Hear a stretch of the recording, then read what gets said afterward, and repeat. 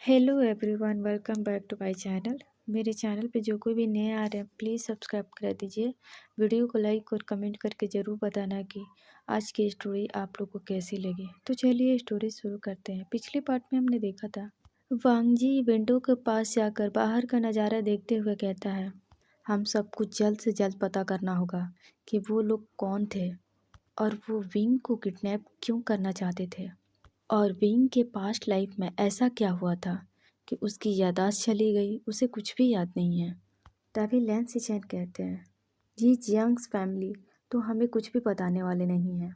वांग जी, मैंने बहुत सारे डिटेक्टिव हायर की, लेकिन जियांग सैमियन बहुत चालाक है। विंग की एक भी सच बाहर नहीं आने दी। बहुत चालाकी से उन्होंने विंग के पास्ट लाइफ को छुपा कर रखा है। आखिर विंग के पास्ट लाइफ में ऐसा क्या हुआ था कि जियांग सैमियान नहीं चाहते कि विंग की पास्ट लाइफ विंग के बारे में किसी को भी पता चले। आखिर क्यों? तभी वांग जी लैन सिचेन की तरफ देखते हुए कहता है, एक इंसान है जो हमें विंग के बारे में बहुत कुछ बता सकता है। तभी लैन सिचेन वांग जी की तरफ देखते हुए कहते हैं, पर हमें कौन बताएगा? वांग जी कहता है, जेंग चेंग। जेंग चेंग का नाम सुनकर लैन सिचेन शौक होकर वांग जी को देखने लगते हैं और कहते हैं, ऐसा कुछ भी मैं करने वाला नहीं हूँ, मेरे तरफ ऐसे मत देखो। तो वांग जी कहता है, हमें जेंग चेंग से बेहतर कोई नहीं बताएगा, क्योंकि जेंग चेंग से छोटा विंग है। जेंग चेंग उस वक्त काफ़ी समझदार था, तो उसे तो सब कुछ पता होगा ना विंग के बारे में। वांग जी की बात सुनकर लैन सिचेन कहते हैं, देखो वांग जी, मैं ऐसा कुछ भी करने वाला नहीं हूँ, क्योंकि मुझे अच्छे से पता है कि जेंग चेंग तो बताने से रहा, वो मुझे कुछ भी बताने वाला नहीं है। देखो वांग जी, अभी अभी मेरा प्यार का फूल खिला है और तुम ऐसे उसे खराब नहीं कर सकते। तो वांग जी हंसते हुए कहता है, पर इसके अलावा हमारे पास और कोई रास्ता नहीं है। बहुत सोचने के बाद लैन सिचेन वांग जी की बात मान जाते हैं और कहते हैं कि वो इस बारे में जेंग चेंग से ज़रूर बात करेगा, पर इसके लिए वांग जी को इंतज़ार करना होगा। ये बोलकर सभी लोग अपने अपने रूम में चले जाते हैं। वांग जी अपने रूम में जाता है तो विंग वहाँ नहीं था। वांग जी वहीं बैठ जाता है और सोचने लगता है कि वो इस तरह अपने हाथ पे हाथ रखे नहीं बैठ सकता, क्योंकि बात यहाँ विंग की जान की है। खतरा अभी टला नहीं है। वो लोग फिर से विंग को चोट पहुंचाने की कोशिश करेंगे और मैं ऐसा होने नहीं दूंगा। तभी वांग जी को कुछ याद आता है और वो अपना वॉच की तरफ देखता है और एक डेवल स्माइल करता है और कहता है, ग्रैंडफादर, सॉरी मिस्टर लैन, आप मुझे बहुत याद कर रहे थे ना?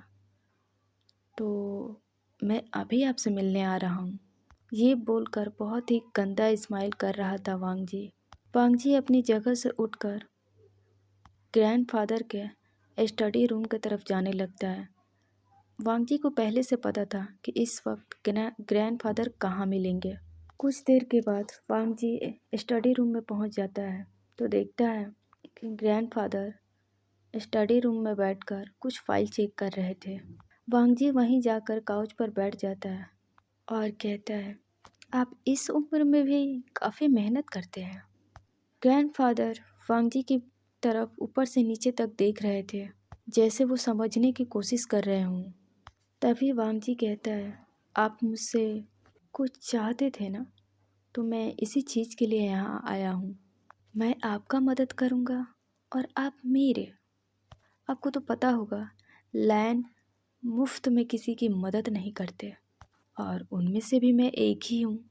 वांग जी की बात सुनकर ग्रैंडफादर एक गहरी सांस लेते हैं और कहते हैं, वांग जी, मेरे हिसाब से मैंने तुमसे इतनी बड़ी डिमांड नहीं की थी जो तुम पूरा ना कर सको।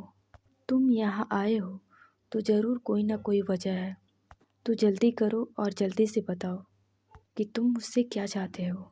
वांग जी स्माइल करते हुए कहता है, अगर आप ये पहले समझ गए होते तो आपका टाइम इतना वेस्ट नहीं करना पड़ता। ग्रैंडफादर वांग जी की तरफ घूर कर देखते हैं तो वांगजी कहता है, इस डील के बदले में मुझे जियांग फैमिली के पास्ट लाइफ के बारे में जानना है। पास्ट लाइफ मतलब जब मैं यहाँ नहीं था, मेरे जाने के बाद आप दोनों के बीच ऐसा क्या हुआ था कि मिस्टर जियांग इस मेंशन को छोड़कर यहाँ से चले गए। ग्रैंडफादर वांगजी की बात सुनकर एक गहरी सांस लेते हुए कहते हैं, वांगजी, मुझे इस बारे में ज़्यादा कुछ नहीं पता, पर जितना भी पता है उतना मैं बता सकता हूँ तुम्हें। तुम्हारे जाने के बाद हम सब से एक गलती हुई, जिस गलती को हम चाहकर भी नहीं सुधार सकते। ग्रैंडफादर वांगजी को आगे बताते हुए कहते हैं, वांगजी, तुम जब लैंड मैंसन को छोड़कर चले गए थे तो तुम्हारे जाने के बाद विंग ना तो खाना खाता था और ना ही पानी पीता था। वो हर टाइम रोता था। वांगजी, तुम्हें यह बात अच्छे से याद होगा कि तुम्हारी मॉम ने तुम्हारी बचपन में ही विंग के साथ शादी तय कर दी थी और तुम्हारे फादर से और जियांग सैमियान की कितनी अच्छी दोस्ती थी और तुम्हारी मॉम और मैडम यू के साथ कितनी अच्छी दोस्ती थी। वो लोग हमेशा से साथ रहना चाहते थे और मैं भी अपने दोस्त के साथ, बेस्ट फ्रेंड के साथ साथ रहना चाहता था जो जियांग सैमियान के फादर थे। तुम्हें पता था ना? मुझे लगता था तुम कहीं ना कहीं विंग को बचपन से पसंद करते हो। विंग बचपन से इतना शरारती रहा कि मेंशन में जो भी होता था वो मुझसे आकर बताता था और कहता था कि मैं सबको पनिश करूं, फिर चाहे तुम हो या फिर लैन सीचेन या फिर सौ सीचेन।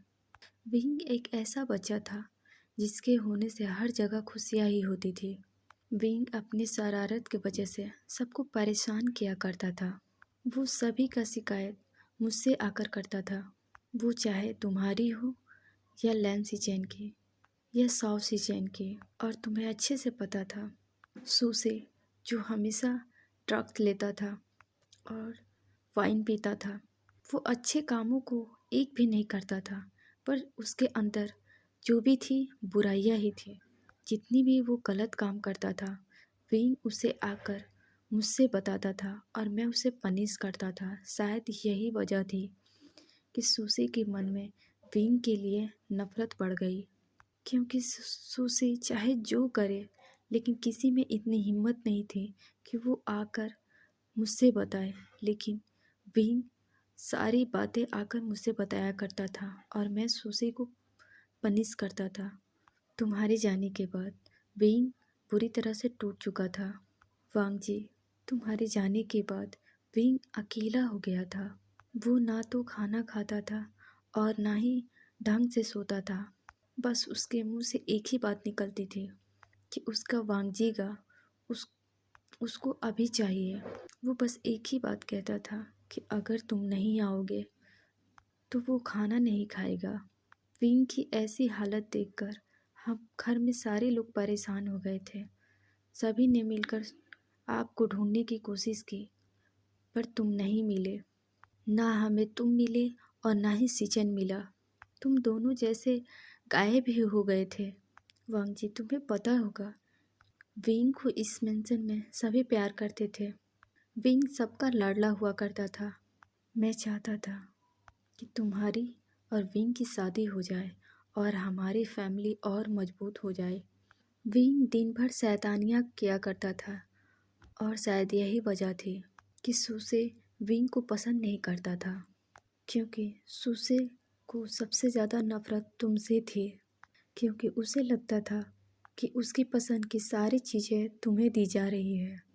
तुम्हारे नहीं मिलने पर विंग की हालत इतनी ख़राब हो गई, इसलिए सैमियान को अपने फैमिली के साथ विंग को लेकर कहीं दूसरे जगह चले गए, क्योंकि सैमियान नहीं चाहते थे कि विंग यहाँ रहकर और ज़्यादा बीमार पड़े। और हम सब ने मिलकर ये फ़ैसला लिया था कि विंग इस मेंशन से जितना दूर रहेगा उसके लिए सही होगा। सैमियान के जाने के बाद लगभग 1 महीने के बाद मेरे पास एक कॉल आया, तो मुझे पता चला कि विंग हॉस्पिटल में है। मैं पूरे फैमिली के साथ वहाँ हॉस्पिटल में विंग से मिलने गया और हमारे साथ सूसे भी था। अब हमें फ्लैशबैक दिखाया जाता है।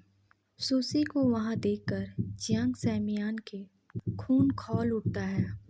जियांग सैमियान सूसे के पास जाकर उसे एक दो स्लैप देते हैं। थप्पड़ की वजह से सूसे का फेस एक तरफ घुमा हुआ था। तभी जियांग सैमियान सूसे को दोबारा मारते हुए कहते हैं, तुम्हारी इतनी हिम्मत कि तुमने मेरे बेटे के साथ ये सब किया। जियांग सैमियान इस वक्त इतने गुस्से में थे कि उनका बस चलता तो वो सूसे का वहीं मर्डर कर देते। तभी ग्रैंडफादर जियांग सैमियान को डांटते हुए कहते हैं, ये सब क्या हो रहा है यहाँ? सैमियान, तुम ये क्या कर रहे हो? तुम इस तरह से मेरे पोते पे हाथ नहीं उठा सकते। आखिर इसने किया क्या है कि तुम इसके साथ ऐसा बर्ताव कर रहे हो? तभी सैमियान गुस्से में कहते हैं, इसके वजह से मेरा विंग इस वक्त हॉस्पिटल में है और उसकी हालत बहुत ख़राब है। जियांग सैमियान ग्रैंडफादर को सारी बातें बता देते हैं। सूसे ने विंग के साथ जो भी किया था, जियांग सैमियान सब मिस्टर लैन, ग्रैंडफादर सबको बता दिया। तो जियांग सैमियान रोते हुए कहते हैं, इसने मेरे विंग के पास कॉल किया था कि ये उसे वांगजी से मिलवाने ले जाएगा, ये उसे वांगजी के पास ले जाएगा और मेरा मासूम बच्चा, वो तो इसे दुनियादारी के बारे में कुछ जानता भी नहीं था और इस पे विश्वास करके इसके साथ चला गया। उसे लग रहा था कि ये उसके वांगजी का से मिलवाएगा, लेकिन नहीं, ये विंग को ले जाकर ये विंग को अपने फ्रेंड के साथ एक सुनसान जगहों पे लेके गया था। मेरे बच्चे को इन लोगों ने बहुत मारा और उसके साथ मिसबिहेव भी किया। विंग अपने आप को बचाने के लिए वो सेकेंड फ्लोर से नीचे कूद गया। मैं आप इसे नहीं छोड़ूंगा, इससे पूछो मेरे बच्चे के साथ ऐसा क्या किया है इसने। तभी ग्रैंडफादर कहते हैं, ये तुम क्या बोल रहे हो? ये ऐसा कुछ नहीं कर सकता। ये भले ही गलतियाँ करता है पर इतना बुरा किसी के साथ नहीं कर सकता। ये मेरा पोता है और ये इसमें लैंस का खून है। ये कभी किसी ओमेगा के साथ या फिर किसी भी कर्ल ओमेगा के साथ ये ऐसा कुछ भी नहीं करेगा। सैमियान, मैं चुप हूँ तो इसका मतलब ये नहीं कि मैं चुप रहूँगा। मैं कब से देख रहा हूँ कि तुम इसे मारे जा रहे हो और इसे गलत ठहरा रहे हो, पर ये तुम्हारे बेटे की हालत की जिम्मेदार ये कैसे हो सकता है? ये तो हमारे साथ मेंशन में था, ये तो कई दिनों से मेंशन से बाहर ही नहीं आया है, तो ये तुम्हारे बेटे के साथ ऐसा कैसे कर सकता है? तभी जियांग सैमियान गुस्से में कहते हैं, बस मैं इतना जानता हूँ कि मेरे बेटे की इस वक्त जो हालत है इसके वजह से है। इसके वजह से उसने सुसाइड करने की कोशिश की। एक छोटा सा 6 साल का बच्चा, उसे क्या पता था कि सुसाइड क्या बोलते हैं। उसने खुद को मारने की कोशिश की। मेरे बेटे की इस हालत की जिम्मेदार यही है और मैं इसे नहीं छोड़ूंगा। मैं इसे सज़ा दिला कर रहूँगा। इसके लिए मुझे चाहे जो करना पड़े मैं वो करूँगा। मैं इसके खिलाफ पुलिस में कंप्लेन करूँगा। तभी ग्रैंडफादर कहते हैं, तुम ऐसा कुछ भी नहीं करोगे सैमियान। तुम बिना किसी सबूत के तुम इस पे इल्ज़ाम नहीं लगा सकते। तभी जियांग सैमियान गुस्से में कहते हैं, आप मानो या ना मानो यही सच है। आपको क्या लगता है कि मैं झूठ बोल रहा हूँ? आपको मुझ पे भरोसा करना है या नहीं करना है, अब मुझे कोई फ़र्क नहीं पड़ता है। अब मैं आप सबसे अपना रिश्ता तोड़ रहा हूँ। जियांग सैमियान इस वक्त इतने गुस्से में थे कि उन्हें समझ नहीं आ रहा था कि वो क्या करे। जब उनको पता चला कि ये सब का जिम्मेदार सूसे है तो उनका खून खौल उठा। जियांग सैमियान ग्रैंडफादर की तरफ देखते हुए कहते हैं, अब आप अपने पूरी बारात लेकर यहाँ से जा सकते हैं। तभी लैन किरण सामने आता है और कहते हैं, सैमियान, तुम इस वक्त बहुत गुस्से में हो और तुम गुस्से में इस वक्त कुछ भी बोल रहे हो। हम सब यहाँ बैठ के भी तो बातें कर सकते हैं। तो सैमियान गुस्से में लैन किरण के तरफ देखते हुए कहते हैं, किरण, तुम्हें लगता है कि ये बैठकर बात करने लायक है? इसने जो कुछ भी किया है ये सब ठीक करने लायक है? इसके वजह से मेरे बच्चे मौत के मुंह में हैं और तुम कह रहे हो हम बैठ के बात कर सकते हैं? अब मुझसे बर्दाश्त नहीं हो रहा है।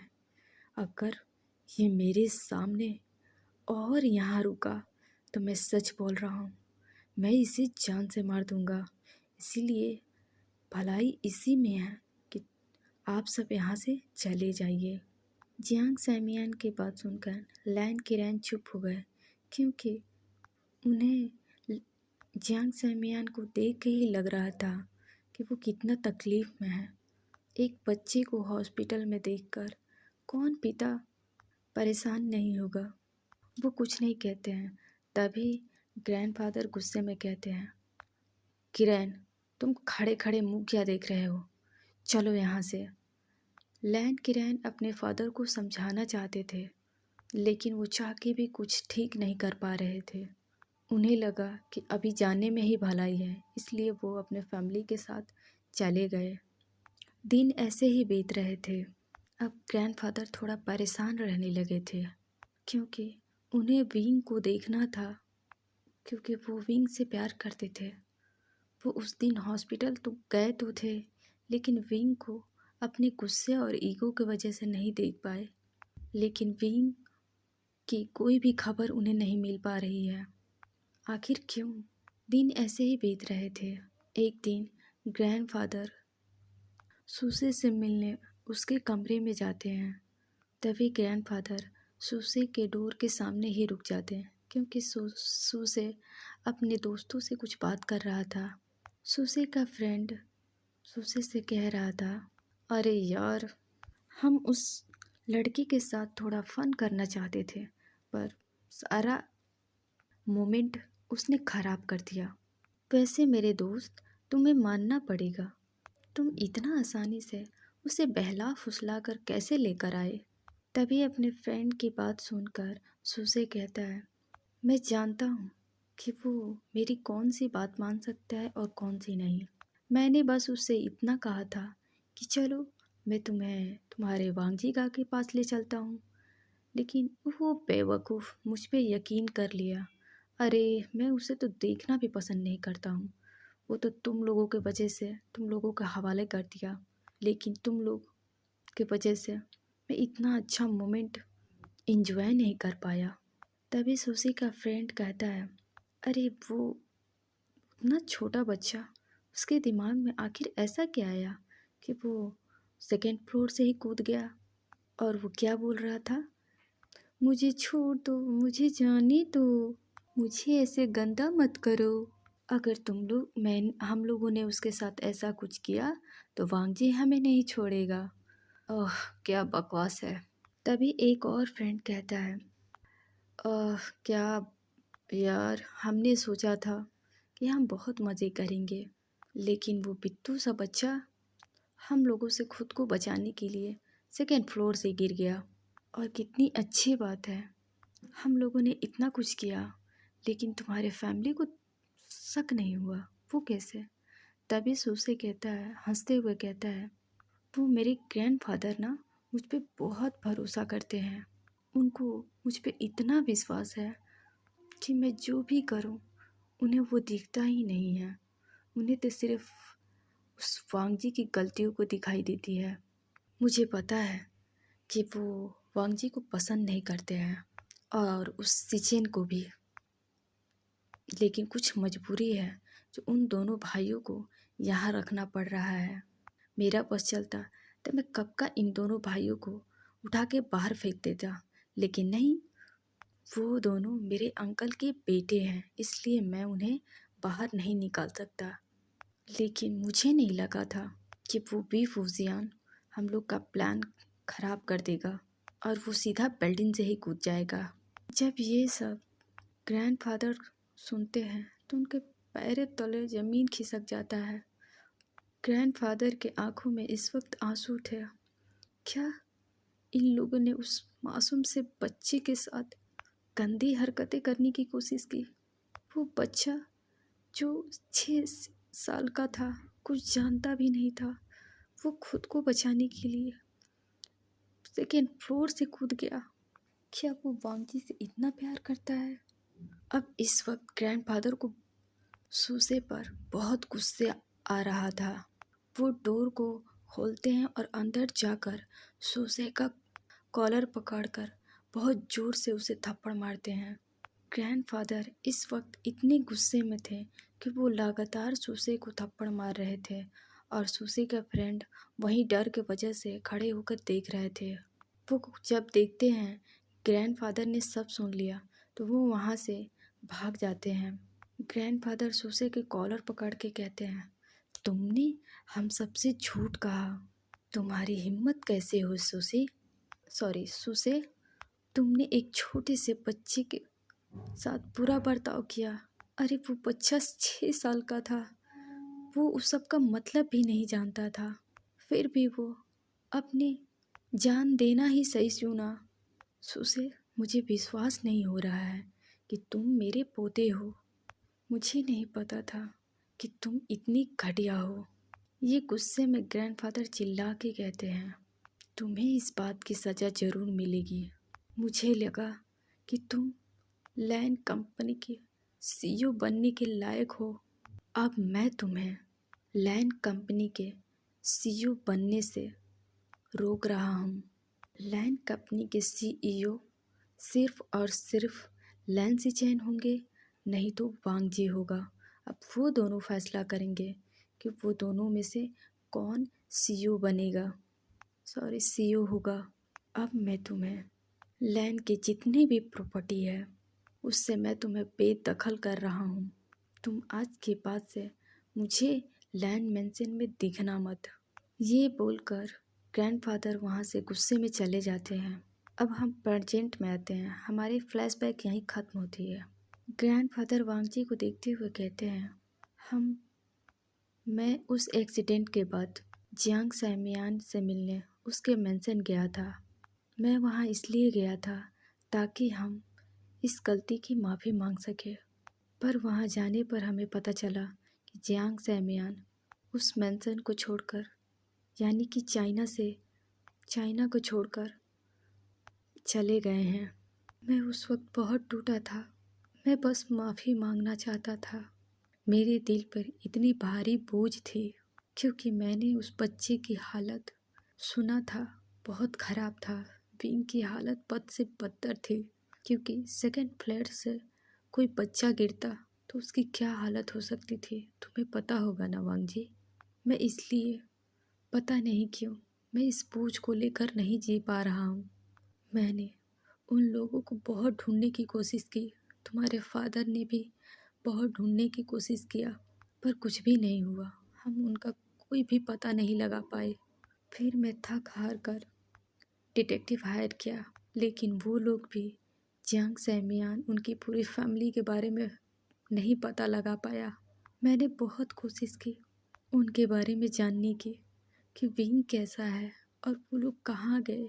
ये बोलकर ग्रैंडफादर के आंखों से आंसू निकलने लगते हैं। वो अपने आंसू को पोंछते हुए कहते हैं, मैं आज भी इस बोझ को लेकर नहीं जी पा रहा हूँ।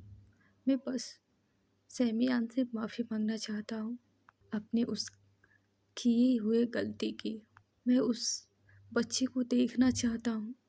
ये बोलकर ग्रैंडफादर चुप हो जाते हैं और कुछ देर के बाद एक गहरी सांस लेकर छोड़ते हैं और वहाँ से उठकर अपने रूम में चले जाते हैं। वांगजी इस वक्त बहुत गुस्से में था। वांगजी को सूसे पर बहुत गुस्सा आ रहा था। वांगजी वहाँ से उठकर अपने स्टडी रूम में चला जाता है और वहाँ जाकर काउच पर बैठकर वो वाइन पीने लगता है। वांगजी इस वक्त इतना गुस्से में था कि उसे पता भी नहीं चला कि उसने कितनी सारी वाइन के बोतल खाली कर चुका था। वांगजी इस वक्त अपने मन में सोच रहा था, शायद यही वजह था जब मैं पहली बार विंग के करीब गया था, या फिर मैं अब भी विंग के करीब होने की कोशिश करता हूँ तो विंग डर जाता है, वो पैनिक करने लगता है। हाँ, शायद यही वजह है कि मेरा विंग हर किसी से डरने लगा। शायद यही वजह है कि मेरे विंग के दिल में डर बैठ गया। मेरा बनी वो तो बहुत ही स्ट्रॉन्ग था, पर आज इतना डरा हुआ सहमा हुआ क्यों रहता है, आज मुझे पता चला। और शायद यही वजह रही होगी, विंग की यादाश्त शायद सर पे चोट लगने की वजह से गई होगी। मेरा विंग अब हर चीज़ों से डरता है, हर इंसान से डरता है, वो किसी के पास जाने से डरता है। ये सब सोसी की वजह से हुआ है। मैं उसे छोड़ूंगा नहीं। सोसे, तुमने जो मेरे विंग के साथ किया है, मैं इसका बदला तुमसे लेकर रहूँगा। तुम्हारी हिम्मत कैसे हुई मेरे विंग को गलत तरह से टच करने की। ये बोलकर वांगजी ड्रिंक करने लगता है। अब हमें रात का सीन दिखाया जाता है। वांगजी अपने रूम में बैठा था। बाहर काफ़ी बारिश हो रही थी। धीरे धीरे बारिश बढ़ती जा रही थी। तभी वांगजी अपने स्टडी रूम से बाहर निकलकर चला जाता है अपने रूम में। वांगजी जब अपने रूम में जाता है तो देखता है विंग वहाँ नहीं था। वांगजी जाकर अपने कपड़े चेंज कर लेता है। वांगजी फ्रेश होकर बाहर आता है तो बालकनी में जाकर देखता है विंग वहाँ भी नहीं था। तभी वांगजी को कुछ याद आता है। वो गार्डन एरिया की तरफ चला जाता है। वांगजी जब गार्डन एरिया में जाता है तो देखता है बारिश में विंग खड़ा होकर भीग रहा था। विंग इस समय वाइट कलर का शर्ट में था। बारिश की वजह से विंग की शर्ट उसके बॉडी में चिपक गई थी। विंग बारिश में अपने दोनों हाथों फैलाए बारिश के साथ खेल रहा था। विंग को देखने से लग रहा था कि वो बारिश देखकर कितना खुश है। विंग के फेस पर एक बड़ी वाली स्माइल थी। विंग उस बारिश में बहुत ज़्यादा खूबसूरत लग रहा था। बारिश की वजह से विंग के कपड़े विंग के बॉडी पर चिपक गए थे, जिससे विंग की बॉडी पूरी तरह से रिवील हो रही थी। विंग बारिश में इतना खूबसूरत लग रहा था। बारिश के पानी विंग के लिप्स पे थे, उसके पूरे बॉडी पे थे। ये देखकर वांगजी का गला सूख रहा था। वांगजी अब खुद को रोक नहीं पाता है। वो विंग के करीब जाने लगता है। वांगजी जैसे ही विंग के करीब जाने वाला था, तभी उसके कदम वहीं रुक जाते हैं। विंग को ग्रैंडफादर की कही हुई सारी बातें याद आ रहे थे कि कैसे उसके जाने के बाद विंग भूखा प्यासा हर दिन रोता था। उसकी हालत रोने की वजह से ख़राब हो गई थी, यहाँ तक कि उसे फीवर भी लग गई थी। और वो सूसे उसका नाम लेकर ये बोलकर कि वो वांगजी के पास लेकर जा रहा है, वो विंग को ले जाकर उसके साथ मिसबिहेव करने की कोशिश किया, जो विंग ये बर्दाश्त नहीं कर पाया और वो सेकंड फ्लोर से गिर गया और उसकी यादाश्त चली गई। ये सोचकर वांगजी अपने मन में कहता है, विंग, मेरी वजह से अब तुमने जो कुछ भी झेला है, मैं उसे सब ठीक कर दूंगा। मैं आज तक जितनी भी गलतियाँ किया है, मैं उसे पूरी तरीके से ठीक कर दूंगा विंग। अब मैं तुम्हें बहुत खुश रखूँगा, मैं बहुत हैप्पी रखूँगा तुम्हें। मैं दुनिया की सारी खुशी लाकर तुम्हें दूंगा। मैं तुम्हारे आँखों में कभी आंसू नहीं आने दूंगा। तुम मेरे ओमेगा हो और मैं सबसे प्रोटेक्ट करूँगा, माई बनी। ये बोलकर वांगजी विंग के पास जाने लगता है। विंग इस वक्त बारिश में अपनी धुन में था। उसे अपने आसपास को कुछ दिखाई नहीं दे रहा था, जैसे कि वो देखना ही नहीं चाहता था। वो बस बारिश का मज़ा ले रहा था। जैसे ही विंग को कुछ महसूस होता है कि उसके पीछे कोई खड़ा है, तो वो अपने पीछे देखता है। वहाँ वांगजी खड़ा था, जो कि इस समय वो भी बारिश में भीग रहा था। बारिश को देखते हुए विंग कहता है, वांगजी देखो ना, कि कितनी जोरों की बारिश हो रही है। आज मौसम कितना खूबसूरत लग रहा है ना। मुझे तो बहुत मज़ा आ रहा है। तुम्हें पता है वांगजी, मैं कितने सालों के बाद इस बारिश में भीग रहा हूँ, इसलिए मैं आज बहुत खुश हूँ। ये बोलकर विंग बारिश में कूदने लगता है, क्योंकि बारिश के पानी नीचे जा रही थी और विंग उसी पानी पर दोनों हाथ फैलाए कूद रहा था। वो इतना खुश था, उसे देखकर ऐसा लग रहा था कि दुनिया की सारी खुशी उसे मिल गई हो। विंग इतना हैप्पी था, इस बात से बेखबर था कि उसे कोई एकटक देख रहा है। तभी वांगजी विंग के पास जाता है और उसके हाथ पकड़ लेता है और उसे अब विंग को खींचकर अपने गले लगा लेता है। वांगजी इतना टाइटली विंग को हग किया था कि विंग भी अपनी आंखें बंद कर लेता है। दोनों ही बारिश में भीग रहे थे। दोनों के कपड़े बारिश के वजह से उनके बॉडी में चिपक गए थे। वांगजी विंग को इतना टाइटली हग किया था कि विंग को अब वांगजी की बॉडी पूरे तरीके से फील हो रहा था। जैसे ही विंग को ये एहसास हुआ, उसकी बॉडी में एक करंट सा दौड़ जाती है। काफ़ी देर तक वांगजी विंग को ऐसे ही हग किए था। वांगजी को कुछ भी रिएक्ट ना करता देखकर विंग वांगजी से कहता है, वांगजी क्या हुआ, क्या तुम ठीक हो? विंग की आवाज़ सुनकर वांगजी अपने होश में आता है। वो विंग में इतना खो गया था कि वो भूल गया था कि वो दोनों कहाँ हैं। जब विंग वांगजी के आंखों में देखता है तो वो वांगजी उसे काफ़ी देर से विंग के आंखों में देख रहा था। दोनों के फेस इस वक्त बहुत करीब थे। तभी वांगजी विंग को देखते हुए उसके कमर के अराउंड अपने दोनों हाथ को रैप कर लेता है और विंग को थोड़ा ऊपर उठा देता है और गोल गोल घूमने लगता है। विंग को पहले कुछ समझ नहीं आता है, लेकिन अब वांगजी की हरकतें देखकर उसे डर लग रहा था। लेकिन जैसे ही उसे समझ आया कि वांगजी क्या कर रहा है, जैसे ही विंग वांगजी का फेस देखता है, तो वो पता नहीं आज वांगजी के नज़रों में उसे अजीब सा दिख रहा था, जैसे वो यही तो वांगजी के आंखों में देखना चाहता था। तभी विंग कहता है, वांगजी का बस कीजिए, अब मुझे ऐसे कितना घुमाओगे? विंग का ऐसे बोलते ही वांगजी वहीं रुक जाता है। विंग, तुमने अभी मुझे क्या कहा? तभी विंग कहता है, ओ सॉरी, वो मुझे नहीं पता कि मैंने ये क्या कहा आपको। तो वांगजी विंग को नीचे उतारते हुए कहता है, विंग मेरी तरफ देखो, तुम डरो मत, मैं तुम्हें कुछ नहीं करूँगा।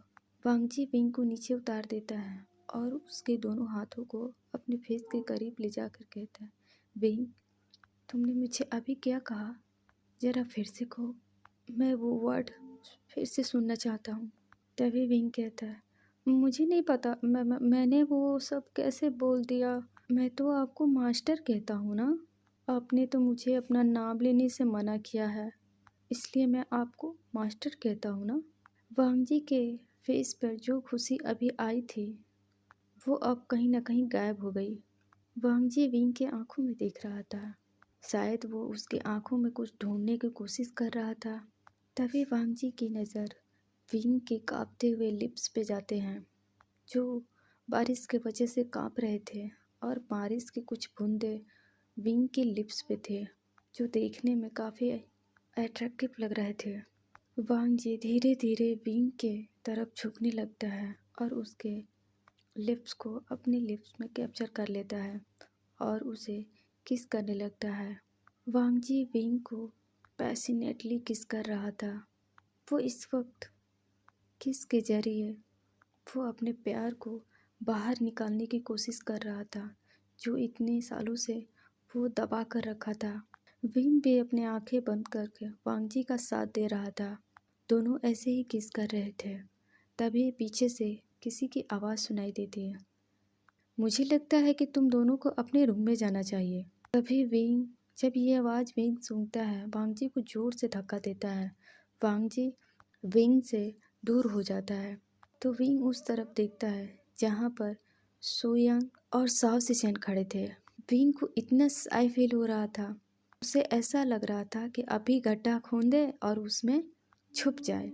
विंग और नहीं रुकता वहाँ, वो वहाँ से भागकर अपने रूम में चला जाता है। वांग जी घूर कर सुयांग को देखने लगता है, जैसे वो समझा रहा हो कि तुमने मेरा रोमांस खराब कर दिया। वांग जी घूरते हुए सुयांग को घूरते वहाँ से चला जाता है। सुयांग साओ सिचेन की तरफ देखते हुए कहता है, मैंने क्या किया? मैंने तो बस इतना कहा कि रूम में जाना चाहिए। तो साओ सिचेन सुयांग को गुस्से में देखते हुए कहता है, मुझे नहीं पता। तो सुयांग कहता है, पता नहीं तुम लोग को ऐसा क्या हो जाता है, सब अपना गुस्सा मुझ पे क्यों उतारते हैं? तो साओ सिचेन कहता है, खुद सोच कर देखो। इतना बोलने के बाद साओ सिचेन अपने रूम में चला जाता है और सुयांग अपनी 2 उंगलियों को आगे करते हुए कहता है, ये लेंस इतने हर वक्त गुस्से में क्यों रहते हैं? जिसको देखो नाक पे गुस्सा ही दिखता है। ये बोलकर सुयांग भी वहाँ से चला जाता है। दूसरी तरफ हमें दिखाया जाता है, जब विंग अपने रूम में गया था तो वो फ्रेश होकर बाहर आता है। तभी वांग जी जाता है, वो भी फ्रेश होकर बाहर आता है। वांग जी विंग को देखता है, जो विंग आज बहुत क्यूट लग रहा था। वांग जी को तो इतना विंग पर प्यार आ रहा था। वो उसके पास जाता है और कहता है, विंग तुम काफ़ी देर से भीगे हो, क्या तुम ठीक हो?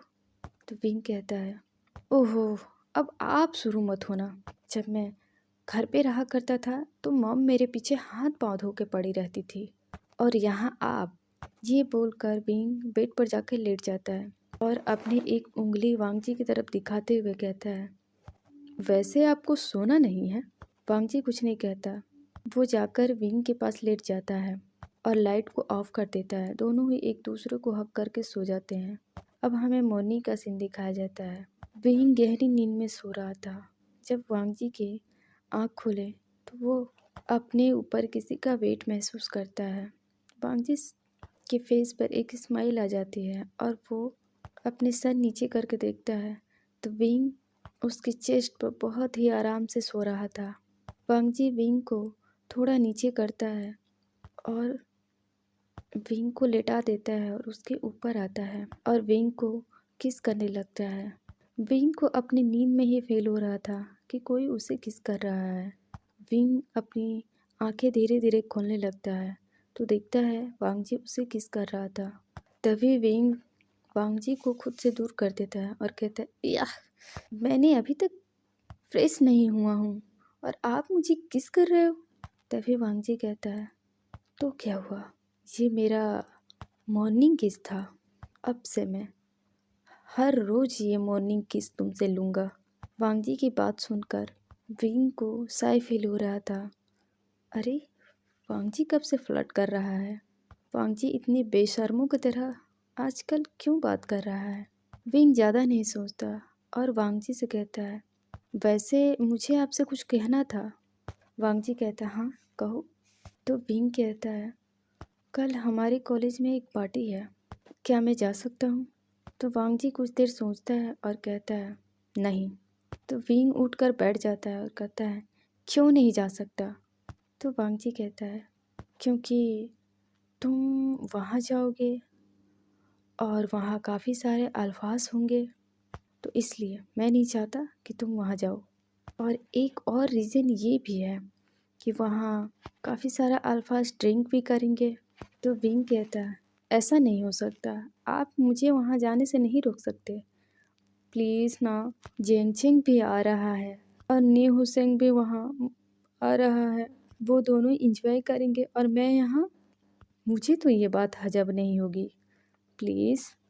तो वांग जी विंग का क्यूट सा फेस देखकर हार जाता है, कहता है, ओके ठीक है तुम जा सकते हो।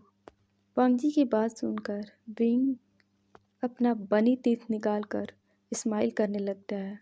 वांग जी इस वक्त खुद को कंट्रोल नहीं कर पा रहा था तो वो कहता है, अपनी बनी टीथ दिखाना बंद करो और जाओ यहाँ से, नहीं तो मैं शुरू हो जाऊँगा। तो फिर मत कहना कि मैंने तुम्हें बताया नहीं।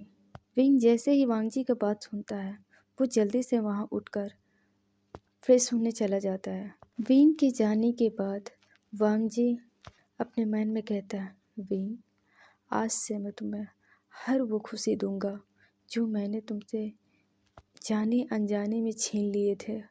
मैं तुम्हें प्रोटेक्ट करूंगा और मैं तुम्हें एक दिन अपने बारे में ज़रूर बताऊंगा। मैं तुमसे बचपन से प्यार करता हूँ विंग, मैं बहुत प्यार करता हूँ तुमसे। तुम सिर्फ मेरे हो, सिर्फ और सिर्फ मेरे।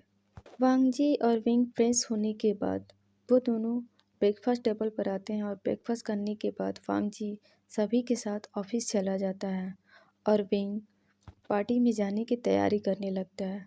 हमें रात का सीन दिखाया जाता है। कॉलेज में जोरों शोरों की पार्टी चल रही थी।